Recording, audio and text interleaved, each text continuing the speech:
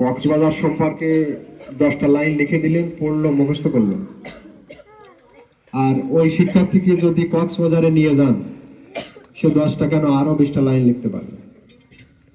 বাস্তব ভিত্তিক, অভিজ্ঞতা ভিত্তিক শিক্ষণের প্রয়োজন হয়।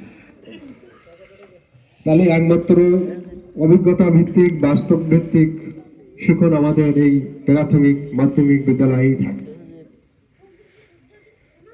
তো এক্ষেত্রে অনেকে বলতে পারবেন যে আমার শিক্ষার্থী কেজি স্কুলে খুব ভালো করে, অন্যান্য জায়গায় খুব ভালো করে।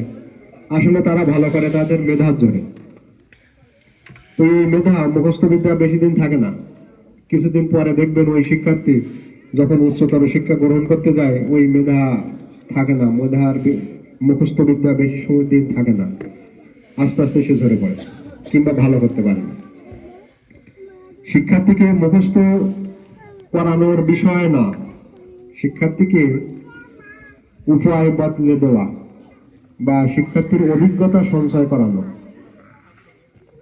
এই অভিজ্ঞতা সঞ্চয় করানোর মধ্যে দিয়েই তাদের পাঠদান করতে হয়।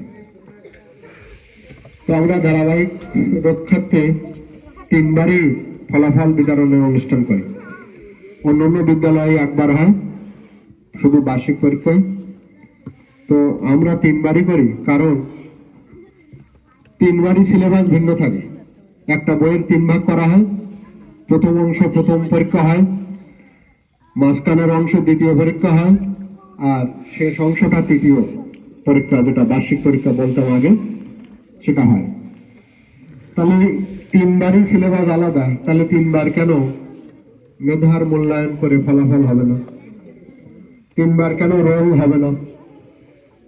এটা তো নিয়মের কথা। সেজন্য 3বারই আমরা ফলাফল দিই, 3বারই পুরস্কার দিই, 3বারই রোল করি। এবং কারিকুলাম একটু চেঞ্জ হয়েছে। প্রথম ও দ্বিতীয়